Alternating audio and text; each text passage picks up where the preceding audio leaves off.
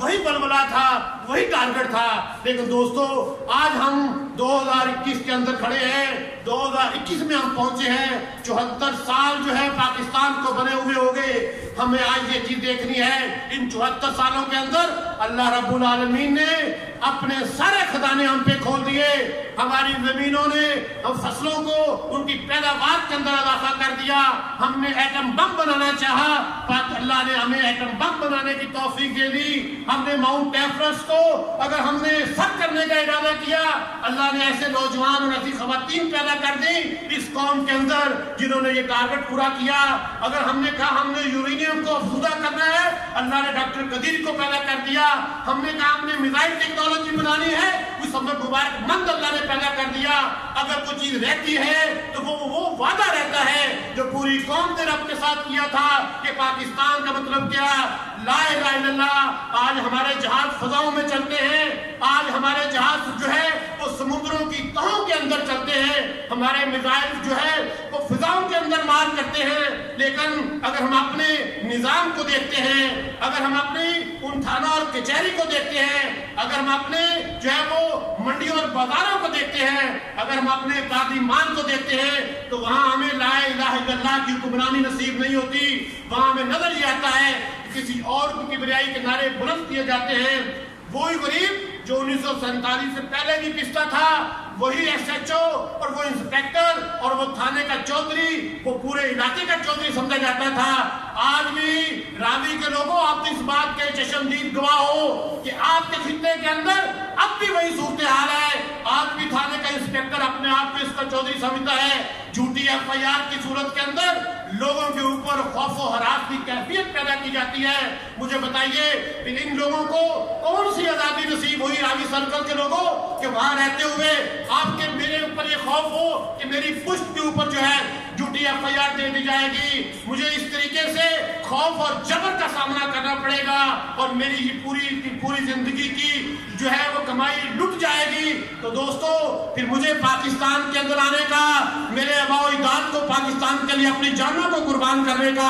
کیا فائدہ ہوا؟ دوستو اللہ رب العالمین وہ زندہ قوموں کا رب ہے، وہ مردہ قوموں کا رب نہیں ہے. وہ ہم سے 70-74 سال ہو گئے، اس نے اپنی نعمتیں ہمیں دی. لیکن ہم نے بنگلہ دیش میں جو مشرقی پاکستان تھا، جب ہم نے اپنے اللہ سے وہاں پہ وعدوں کی ایفا نہیں کی تو پھر 2 ٹکڑوں میں پاکستان بٹ گیا. اور آج بھی صورتحال یہ ہے کہ مزید پاکستان کو، اگلے پاکستان کو 50 سال سے زائد ہو گئے ہیں. ہمیں اپنے ان وعدوں کی طرف پلٹنا ہوگا، قومی سطح پہ دیکھنا ہوگا. نوجوانوں پاکستان بھی جو ہے وہ کسی جو ہے اس کی ابتدائی طور پہ کھڑے ہونے والے لوگ کریا اور گاؤں پاکستان کے جھنڈے کو، مسلم لیگ کی اس وقت کی مسلم لیگ کے پاکستان کے جھنڈے کو اٹھانے والے بھی نوجوان تھے.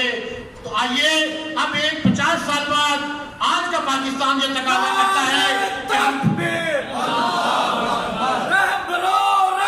یہ ہماری صافی برادری ہے جی. محترم غلام سرور انجم مغل صاحب ہیں، جنگ جیو نیوز کے نمائندے ہیں، اور ان کے ساتھ جناب ڈاکٹر عبداللہ غنی صاحب ہیں، ڈاکٹر مجاہد صاحب ہیں، غلام صابر ایڈوکیٹ صاحب ہیں، آگے جناب خالد امین وٹو ایڈوکیٹ صاحب ہیں، رکن جماعت ہیں، بھائی کاشف ہیں، احمد فراز، ندیم عباس، رانا عمیر، زید اسامہ، رانا زید اسامہ، اور آگے جناب بھائی عمران چدر صاحب ہیں جو کہ 12 جی ڈی سے ہیں اور نول پلاٹ جو ہے ان کا پریس کلب ہے. آگے جناب رائے زکریہ شہزاد صاحب ہیں، ان کے آگے جناب کھڑے ہوتے جائیں جناب اس سے آگے جناب رائے ناصر ایڈوکیٹ صاحب ہیں ہملانیہ سے، ان کے آگے جناب مار شفقت عباس بگیانہ صاحب ایڈوکیٹ ہیں بگیانہ شاہ بیگ سے، آگے جناب محمد اشفاق بھٹی صاحب بگیانہ شاہ بیگ سے، آگے جناب راؤ محمد انور صاحب ہیں اکھاڑا شہر سے. اس سے آگے جو دوست ہیں ان سے میرا تعارف نہیں ہے، ان کے ذمہ داران ہی ہیں. آگے نیاز صاحب ہیں، محترم نیاز صاحب اکھاڑا شہر سے ہیں، فنانس سیکٹری ہیں الخدمت فاؤنڈیشن ضلع اکھاڑا کے. اس کے آگے غلام مصطفیٰ جٹ کے حسن اور حسین ہیں، وہ آزادی کا اظہار کر رہے ہیں. اس کے آگے جناب اسلم صاحب ہیں، اسلم جھکڑ صاحب 35 جی ڈی سے اور ان کے ساتھ ان کے ذمہ دار ساتھی ہیں. ان کے آگے اکمل شہزاد ہیں، آپ کھڑے ہوتے جائیں. اکمل شہزاد ہیں، ان کے ساتھ فتح شیر ہیں، ساتھ جناب اچھا تعارف نہیں ہونا ہے، ڈاکٹر صاحب کے ساتھ ڈرائیور ہیں، آگے رہے افتخار حسین فاخر صاحب ہیں، کھڑے ہو جائیں۔ یہ مرکز قومی زبان ضلع اوکاڑا کے صدر بھی ہیں اور امیدوار رکن ہیں جماعت اسلامی کے۔ ان کے ساتھ محمد یونس رحمانی صاحب ہیں، رائے زویب ایڈوکیٹ صاحب ہیں، بھی کھڑے ہیں، رائے محمد زویب ایڈوکیٹ صاحب یہ ہمارے صدر ہیں 31 GD کے۔ ان کے ساتھ محمد یونس رحمانی صاحب ہیں، وہ کھڑے ہونے سے قاصر ہیں، ان کی صحت تھوڑی سی خراب ہے، دعا کرتے ہیں اللہ تعالیٰ تندرستی عطا فرمائے۔ ان کے ساتھ ڈاکٹر محمد شمیم احمد صاحب ہیں، ساتھ رائے محمد عمران جازب ایڈوکیٹ صاحب ہیں، ساتھ رائے رائے اللہ دیتا صاحب ہیں، یہ صدر ہیں جناب لالے کے ٹھٹا جماعت اسلامی کے اور امیدوار رکن ہیں۔ ان کے ساتھ جناب محمد اشتیاق صاحب ہیں، امیدوار رکن ہیں اور صدر ہیں 30 GD کے۔ ان کے ساتھ ان کے ذمہ دار ہیں آگے رضوان احمد ایڈوکیٹ صاحب ہیں، صدر ہیں جماعت اسلامی راوی سرکل کے۔ ان کے ساتھ محمد ممتاز پھلروان صاحب ہیں، کھڑے ہو جائیں۔ ان کے ساتھ محمد ممتاز پھلروان صاحب ہیں، یہ نائب صدر ہیں جماعت اسلامی راوی سرکل کے۔ حافظ یاسر محمود صاحب ہیں، 14 GD کے صدر ہیں جماعت اسلامی کے۔ محمد عرفان چودھری صاحب ہیں، آگے افتخار احمد صاحب ہیں، آگے محمد ریحان ہیں 11 GD سے، آگے محمد منور ہیں 11 GD سے، ہمارے صدر بھی ہیں اور نوجوانوں کی سرپرستی بھی کرتے ہیں اور مرد مجاہد ہیں۔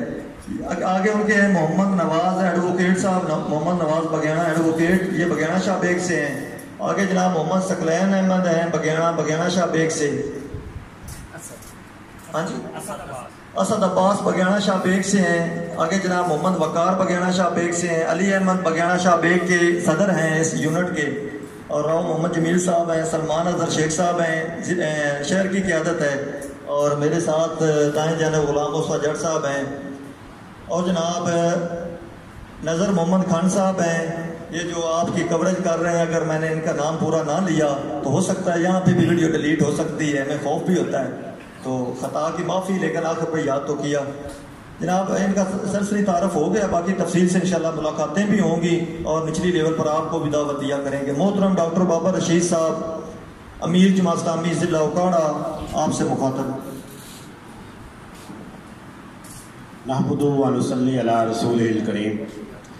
اما بعد فاعوذ باللہ من الشیطان الرجیم، بسم اللہ الرحمن الرحیم۔ اہلیان گوگیرا اور قرب و جوار سے جو ہمارا مختلف دیہات ہیں، ان سے آئے ہوئے نوجوان دوستوں، ساتھیوں اور کچھ ہمارے درمیان بزرگ بھی موجود ہیں، ہم اللہ کا لاکھ لاکھ شکر ادا کرتے ہیں کہ اس نے ہمیں ایک آزاد وطن کے اندر آنکھ کھولی، اس نے ہمیں پیدا کیا ایک آزاد قوم میں۔ آزادی کی نعمت وہ نعمت ہے کہ جس کا احساس ان لوگوں کو زیادہ ہوتا ہے کہ جن لوگوں کو آزادی کی فضا میسر نہیں ہے۔ اگر میں اور آپ آزادی کی نعمت پوچھنا چاہتے ہیں تو ہمیں فلسطینیوں سے یہ بات پوچھنی ہوگی کہ زندہ فضاؤں میں، آزاد فضاؤں میں، آزاد ماحول میں جو زندگی کے سانس لینے ہیں، زندگی کے معاملات چلانے ہیں، ان کا کیا مزہ ہے، اور جہاں ایک غاصب جو ہے اس نے قبضہ کیا ہوا ہے، شاہراہیں اس کی کنٹرول میں ہیں، فضائیں اس کے کنٹرول میں ہیں، ہسپتالوں کے جانے والے راستے اس کے کنٹرول میں ہیں، کاروبار اور منڈیاں اس کے کنٹرول میں ہیں، وہاں زندگی کس طرح جو ہے وہ ایک تکلیف کے اندر اور قسم پرسی کے اندر گزرتی ہے۔ آزادی کی نعمت کا جو ہے وہ اظہار، وہ اگر ہم پوچھنا چاہتے ہیں کہ وہ کیا نعمت ہے، کتنی قابل قدر ہے، تو اس کے لیے ہمیں کشمیریوں سے یہ بات پوچھنی ہوگی، یہ سوال کشمیریوں سے کرنا ہوگا کہ جو کہ گزشتہ 74 سالوں سے اپنی آزادی کے لیے جو ہے وہ جنگ لڑ رہے ہیں، جنہوں نے ہزاروں اور جو ہے اپنے نوجوانوں کے شہادتیں پیش کی، اپنی عورتوں کی عزتوں کو قربان کیا، لیکن آج بھی وہ اپنے جو ہے وہ گھروں کے اندر مقید ہیں، کبھی لاک ڈاؤن کی صورت کے اندر، کبھی کرفیو کی صورت کے اندر، اور وہ آزادی کی نعمت جو ہے وہ ابھی تک اس آزادی کی نعمت کو، آزادی کے خواب کو وہ شرمندہ تعبیر نہیں کر سکتے۔ دوستو، اس لیے آزادی ایک بہت بڑی نعمت ہے، جو میں نے کہا کہ اس کا احساس مجھے اور آپ کو شاید اتنا نہ ہو، اس لیے کہ ہم نے ایک آزاد خطے کے اندر، ایک آزاد وطن کے اندر ہم نے آنکھ کھولی۔ ہمیں نہیں پتا کہ غلامی کے مسائل کیا ہوتے ہیں، ایک آزاد قوم جو ہے اس کی کیا خوبیاں ہیں، اور ایک غلامی کے اندر، اور ایک غلام قوم جو ہے جس کی جو ہے وہ ذہن بھی غلام، جس کی معیشت بھی غلام، جس کی معاشرت بھی غلام، جس کی سماجی ساری کی ساری سرگرمیاں وہ غلام، وہ غلامی کتنی تکلیف دہ چیز ہے۔ اس لیے ہم سب جو ہے اللہ رب العالمین کا ہمیں شکر ادا کرنا ہے، اس کا کروڑہا شکر ادا کرتے ہیں کہ اس نے ہمیں جو ہے وہ آزادی کی نعمت سے سرفراز کیا۔ قربانیاں ہمارے ان آباء و اجداد نے دی۔ آج میں صبح ایک جو ہے وہ بات سن رہا تھا کہ 18 لاکھ سے زائد لوگوں کے لاشیں جو ہے وہ ان ٹرینوں کے اندر، وہ ان دیہاتوں کے اندر، وہ ان سڑکوں اور جو ریلوے کی پٹریوں کے آس پاس میں اور ریلوے اسٹیشنوں کے اوپر جو ہے وہ اٹے ہوئے تھے۔ ٹرینیں آتی تھیں لیکن ان کے اندر صرف ڈرائیور ہی زندہ بچتا تھا، باقی پوری ٹرین کے اندر جو ہے یا خون تھا یا تڑپتے لاشیں تھے، کٹی ہوئی لاشیں تھی، کسی کا ہاتھ کاٹا گیا ہے، کسی کی گردن کاٹی گئی ہے، اور اس طریقے سے جو ہے وہ ٹرینیں پاکستان کی سرحد کے اندر آتی تھیں۔ ڈرائیور کو بھی اس لیے چھوڑ دیتے تھے تاکہ وہ وہاں بتائے کہ دیکھو یہ وہ آزادی کے چاہنے والے اور یہ وہ قربانیاں ہیں، یہ ان لوگوں کو جو تم جس آزادی کی بات کرتے تھے، یہ ایک آزاد وطن میں جانے کا خواب لے کے آئے تھے، لیکن ہم نے ان کو اس آزاد وطن کی بجائے ہم نے اس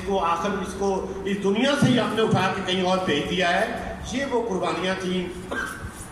جس کے نتیجے میں پاکستان بارد وجود کے اندر آیا۔ ہم ایک قربانی، ہم ایک جو ہے وہ ایک پہلو کو دیکھیں کہ کس طریقے سے خواتین نے جو ہے وہ قربانیاں دی، کس طریقے سے ماؤں نے اپنے بچوں کو جو ہے وہ نیزوں کی انیوں کے اوپر جو ہے وہ پروتے ہوئے اپنی آنکھوں سے دیکھا، کس طریقے سے نوجوان لڑکیوں نے، ہماری ماؤں اور بہنوں نے اپنی عزتوں کو جو ہے وہ بچانے کے لیے کنووں کے اندر چھلانگیں لگا دی اور اپنی جان قربان کر دی تاکہ ہماری عزت کے اوپر حرف نہ آ سکے۔ جو ہے کس طریقے سے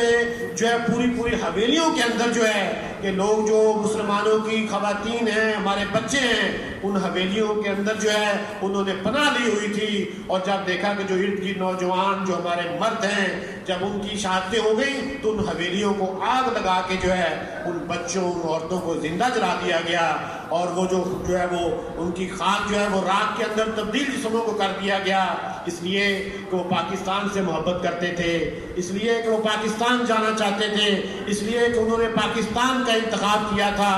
دوستو، یہ وہ حالات تھے کہ جن حالات کے اندر جو ہے پاکستان بارد وجود کے اندر آیا کہ ایک ایسی مملکت جو ہے، اور وہ مملکت بھی اس لیے پاکستان ان لوگوں نے نہیں بنایا تھا کہ اس وقت کھیتوں سے اندر جو ہے وہ گندم نہیں اگتی تھی، وہاں جو کھیت تھے وہ گندم اگانے سے انکاری تھے کہ نہیں بھائی جب پاکستان بنے گا تو پھر ہم جو ہے وہ گندم کی بالیں نکالیں گے، جب پاکستان بنے گا تو پھر چاول کی فصل نکلے گی۔ درختوں نے، جو پھلوں کے درختوں نے پھل دینے سے انکار نہیں کیا تھا کہ امرود کی فصل نہیں ہوگی جب تک پاکستان نہیں بنے گا، یا اس وقت تک جو ہے وہ آڑو کی فصل اور کیلا جو ہے وہ نہیں پکے گا جب تک پاکستان نہیں بنے گا۔ دوستو، یہ بر صغیر کے اندر یہ پھل بھی موجود تھے، بر صغیر کے اندر یہ کھیت بھی اسی طریقے سے جو ہے وہ اپنی جو فصلیں جو ہے وہ انسانوں کے لیے اور اس وقت کے باسیوں کے لیے جو ہے وہ اپنی فصلیں جو ہے وہ پیدا کر رہے تھے۔ پھر پاکستان لینے کی ضرورت کیوں پیش آئی؟ پاکستان لینے کے لیے ہمارے آباء و اجداد اتنی قربانیاں کیوں دی؟ اور اس کی ایک ہی وجہ تھی، اس لیے کہ مسلمان ایک مختلف قوم ہے، اور وہ مختلف قوم کس بنیاد کے اوپر ہے؟ جب قائد اعظم یہ بات کہتے تھے کہ ہندو اور مسلمان دو مختلف قومیں ہیں، تو کیا یہ بات اس لیے تھی کہ ہندوؤں کی 3 آنکھیں ہیں اور مسلمانوں کی 2 آنکھیں ہیں، ہندوؤں کے 2 کان ہیں، مسلمانوں کا 1 کان ہے، یا ان کی 4 ٹانگیں تھیں، مسلمانوں کی 2 ٹانگیں تھیں؟ اس بنیاد پہ قائد اعظم کہتے تھے کہ بھی ہندو علیحدہ قوم ہے اور مسلمان علیحدہ قوم ہے۔ دوستو، وہ بھی ہماری طرح تھے، ہو سکتا ہے بہت سے لوگوں کے جو اباؤ-اجداد میں مشترک ہوں، ان کی بھی وہی دو آنکھیں، رنگ بھی ہم سے ملتا جلتا، چال بھی ہم سے ملتی جلتی، شکل و صورت بھی ہم سے ملتے جلتے، تو پھر دو مختلف قومیں کیسے بن گئی تھیں؟ مسلمان کیوں علیحدہ قوم ہوئے؟ ہندو کیوں ایک علیحدہ قوم تھی؟ اس لیے کہ مسلمان جو ہے ایک اللہ پہ یقین کرنے والے تھے، اور ہندو جو ہے وہ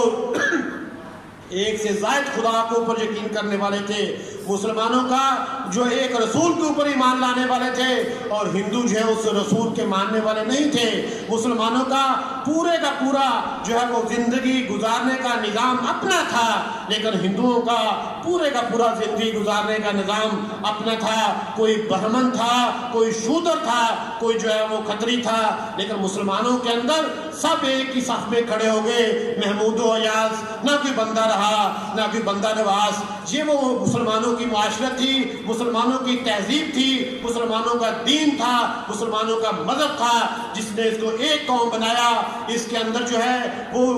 پشتو بولنے والے بھی تھے، اس کے اندر پنجابی بولنے والے بھی تھے، اس کے اندر سندھی بولنے والے بھی تھے، اس کے اندر اردو بولنے والے بھی تھے، اس کے اندر بنگالی بولنے والے بھی تھے، لیکن جو مشترک چیز تھی کہ ایک خدا کے اوپر ایمان تھا، ایک کلمے کا عقیدہ تھا، ایک نبی کے اوپر ایمان لانے والے تھے۔ ہمارا مکہ اور مدینہ ایک تھا، جو ہمارا قبلہ اور کعبہ ایک تھا۔ یہ وہ چیز تھی جس نے مسلمانوں کو ایک قوم بنایا، اور اسی چیز نے ہندوؤں اور مسلمانوں کو دو مختلف قومیں بنایا اور پاکستان کی بنیاد بنی۔ دوستو، اسی لیے جب یہ بات کہی گئی کہ پاکستان کا مطلب کیا، لا الہ الا اللہ، یہ وہ نعرہ تھا۔ جب یہ نعرہ جو ہے زبانوں کے اوپر آیا، اس کے بعد اللہ تعالیٰ کے ساتھ جب ہم یہ نعرہ لگاتے تھے، ہمارے آباء و اجداد جب یہ نعرہ لگاتے تھے کہ پاکستان کا مطلب کیا، لا الہ الا اللہ، کیا اللہ رب العالمین ہم تجھ سے ایک وطن کا مطالبہ کرتے ہیں، ایک وطن کی جد و جہد کرتے ہیں، اور وہ وطن ایسا وطن ہوگا، ہمیں زمین انچوں میں نہیں چاہیے،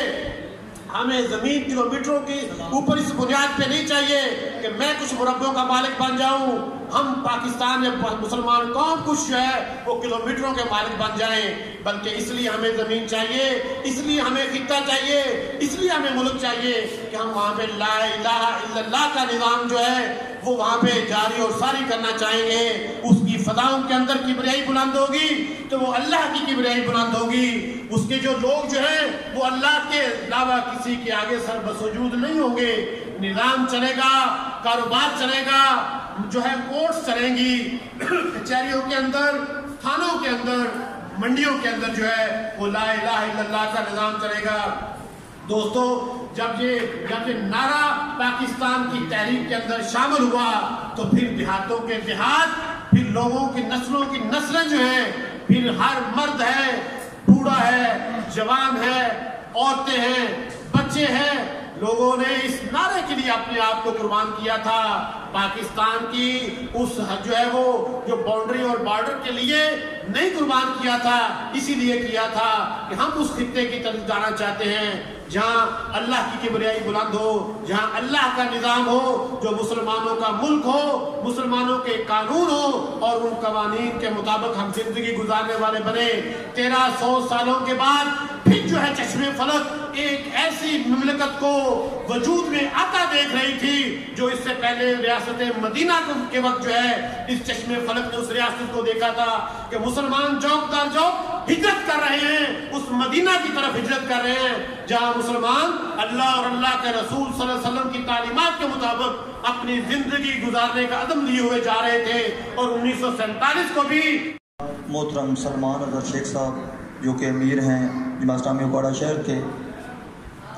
ہمارے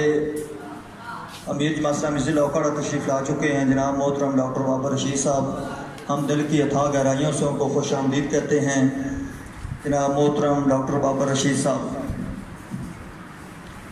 ان کے ساتھ جناب محترم نیاز احمد صاحب، محترم ڈاکٹر شمیم احمد صاحب اور محمد یونس رحمانی صاحب بھی تشریف لائے ہیں۔ میرے دوستو، آج کی